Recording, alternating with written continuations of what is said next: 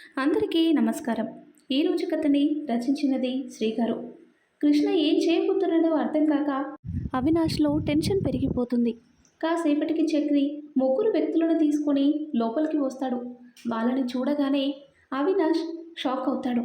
అందులో ఒకరు ఊరిలో కృష్ణని గాయపరిచిన వ్యక్తి, ఇంకొకరు హాస్పిటల్లో కృష్ణని ట్రీట్ చేసిన డాక్టర్, ఇంకొకరు మధు కోసం వాళ్ళ ఇంటికి వెళ్ళినప్పుడు మధుకి పెళ్ళైపోయిందని చెప్పిన పెద్దాయన. కృష్ణ వాళ్ళ దగ్గరికి వస్తాడు. నన్ను అటాక్ చేయమని నీకు చెప్పింది ఎవరు అని అడుగుతాడు. సార్, అది నాకు సుఫారీ ఇచ్చింది నిశాంత్ గారు. మీ ప్రాణానికి ప్రమాదం లేకుండా స్పృహ తప్పేలా కొట్టమని చెప్పారు. మీరు చెప్పండి డాక్టర్, ఏం చెప్పాలి? తలకి తగిలిన చిన్న గాయానికి నేను కోమాలోకి ఎలా వెళ్ళాను అని అంటాడు కృష్ణ. డాక్టర్ తడబడుతూ ఉండిపోయాడు. చెప్పండి, లేకపోతే మీకు కెరియరే లేకుండా చేస్తాను అంటాడు కృష్ణ. వద్దు, చెబుతాను అంటాడు డాక్టర్. మీకు తగిలింది చిన్న దెబ్బే, దానివల్ల ప్రమాదమైతే ఏమీ లేదు. కానీ మిమ్మల్ని ట్రీట్ చేస్తున్నప్పుడు నిశాంత్ గారు, అవినాష్ గారు నన్ను కలిశారు. అప్పుడు డాక్టర్ కండిషన్ ఎలా ఉంది అని అన్నారు. నథింగ్ సార్, చాలా చిన్న దెబ్బ, కాసేపట్లో స్పృహలోకి వచ్చేస్తాడు అన్నాను. రాకూడదు. నిశాంత్, ఏం మాట్లాడుతున్నావు? అలా చేస్తే కృష్ణ ప్రాణానికే ప్రమాదం.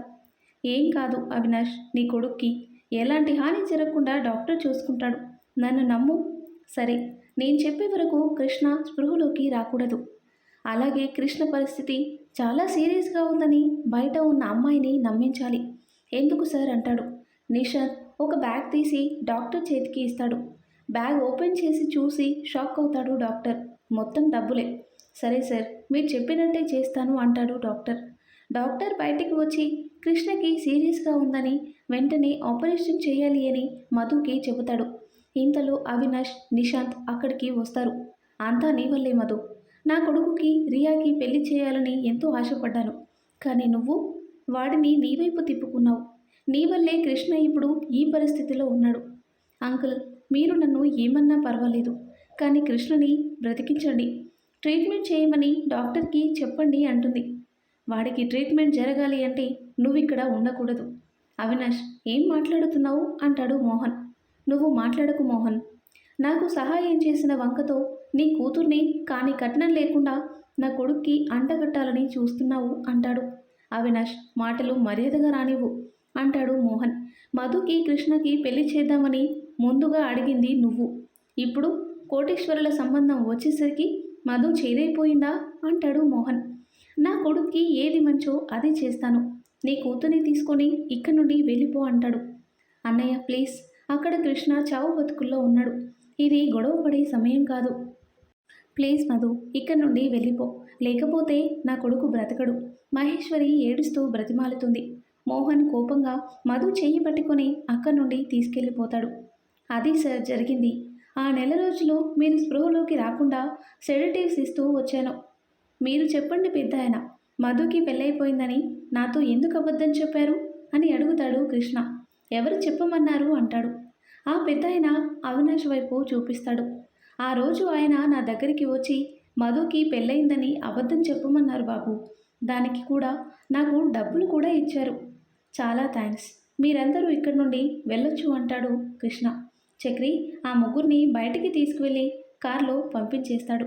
కృష్ణ కోపంగా చూస్తూ అవినాష్ దగ్గరికి వస్తాడు. ఎందుకు ఇలా చేశారు అంటాడు. అవినాష్ మౌనంగా ఉండిపోయాడు. నాకు సీరియస్గా ఉందని మధుని నమ్మించి ట్రీట్మెంట్ జరగాలి అంటే తను నా దగ్గర ఉండకూడదు అని కండిషన్ పెట్టి మధుని హాస్పిటల్ నుండి పంపించేశారు. తర్వాత మీరు నిశాంత్ గారు మధు ఇంటికి వెళ్ళి తనని బెదిరించి నా లైఫ్ నుండి శాశ్వతంగా వెళ్ళిపోయేలా చేశారు, అవునా అంటాడు. అవినాష్ నుండి ఎలాంటి సమాధానం లేదు. కృష్ణ వాళ్ళ అమ్మ దగ్గరికి వస్తాడు. అమ్మ, మధు నిన్ను ఒక రోగిలా కాకుండా సొంత తల్లిలా చూసుకుంది కదా. అయినా కూడా నువ్వు తనకి ఇంత అన్యాయం ఎలా చేయగలిగావు?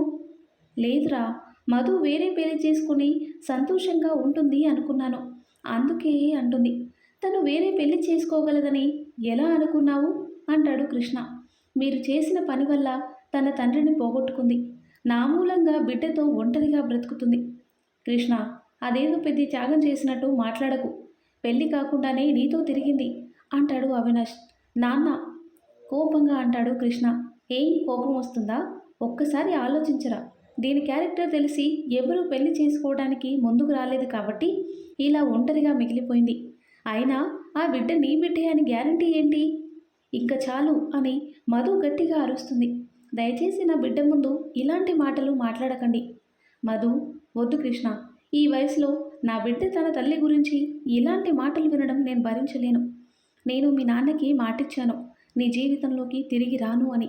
దయచేసి నన్ను వదిలే అని మున్న చెయ్యి పట్టుకొని బయటికి వెళ్ళబోతుంటే మున్న కృష్ణ చేతిని గట్టిగా పట్టుకుంటాడు. మధు వెనక్కి తిరిగి చూస్తుంది. మనం డాడీతోనే ఉందాం మమ్మీ అంటాడు మున్న. మధు మోకాళ్ళపై కూర్చుని మున్న తల నిమురుతుంది. ఇది మనిల్లు కాదు మున్న, మనం మనింటికి వెళ్ళిపోదాం. మరి డాడీ అంటాడు మున్న. నేనంటే నీకు ఇష్టమేనా అని అడుగుతుంది మధు. చాలా ఇష్టం అంటాడు మున్న. అయితే ఏమీ మాట్లాడకుండా నాతో రా. సరే మమ్మీ. మధు ప్లీజ్ అంటాడు కృష్ణ. కనీసం మన బిడ్డ కోసమైనా ఆలోచించు అంటాడు. వాడిని నా బిడ్డగానే పెరిగిని కృష్ణ. వీడు కూడా నాకు దూరం అయితే నేను బ్రతకలేను అంటుంది మధు. నువ్వు దూరమైతే నేను బ్రతకలేను కృష్ణ. మీ నాన్న మాట కాదని నేను నీతో కలిసి ఉండలేను అంటుంది మధు. అర్థం చేసుకో అంటుంది. అని మున్నాని అక్కడి నుండి తీసుకుని వెళ్ళిపోతుంది మధు. కృష్ణ చూస్తూ ఉండిపోయాడు. ఒక దరిద్రం వదిలింది. కృష్ణ బయలుదేరు, అక్కడ రియ నీ కోసం ఎదురు చూస్తూ ఉంది అని అంటాడు అవినాష్. చక్రి, ఆయన్ని ఇక్కడి నుండి వెళ్ళిపోమని చెప్పు. మీరిద్దరూ నాకు చేసిన ద్రోహాన్ని ఎప్పటికీ మర్చిపోను. మీ వల్ల నా మధుకి నా బిడ్డకి దూరం అయిపోయాను. మీరింకా ఇక్కడే ఉంటే వాళ్ళని నాకు శాశ్వతంగా దూరం చేసేస్తారు.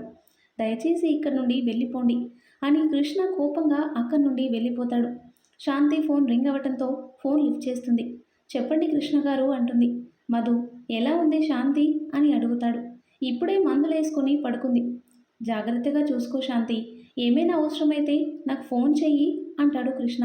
అలాగే కృష్ణ గారు. బామ్మ మీ ఇద్దరి గురించి అంతా చెప్పింది. బాధపడకండి.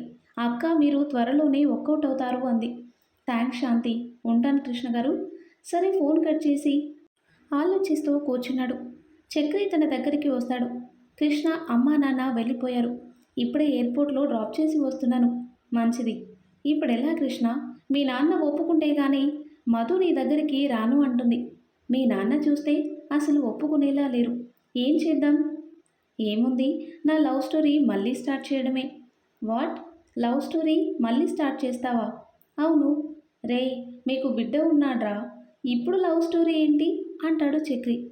ఏం, పిల్లలుంటే లవ్ చేయకూడదా? కాకపోతే అప్పటి లవ్ స్టోరీలో మధు మాత్రమే ఉంది. ఇప్పుడు మా బిడ్డ కూడా ఉంటాడు. అంతేకాని నా ప్రేమలో ఎలాంటి మార్పు ఉండదు. చక్రి అయోమయంగా చూస్తాడు. కూల్ రా, జరిగేది చూస్తూ ఉండు అని కృష్ణ నవ్వుకుంటూ అక్కడి నుండి వెళ్ళిపోతాడు. వీడు ఏం మాట్లాడుతున్నాడు? ఇలా కూడా ఎవరైనా లవ్ చేస్తారా? విచిత్రంగా ఉంది అని అనుకుంటూ ఉన్నాడు చక్రి. ఆ తర్వాత ఏం జరిగిందో నెక్స్ట్ వీడియోలో తెలుసుకుందాం. I'm very sorry friends. Actually పెళ్ళి వల్ల నేను వీడియోస్ చేయలేకపోయాను. ఈరోజు కూడా చాలా తక్కువ స్టోరీ పెట్టాను. బట్ రేపటి నుండి మాత్రం కంటిన్యూస్లీ స్టోరీస్ అనేది మన ఛానల్లో అప్డేట్ అవుతాయి.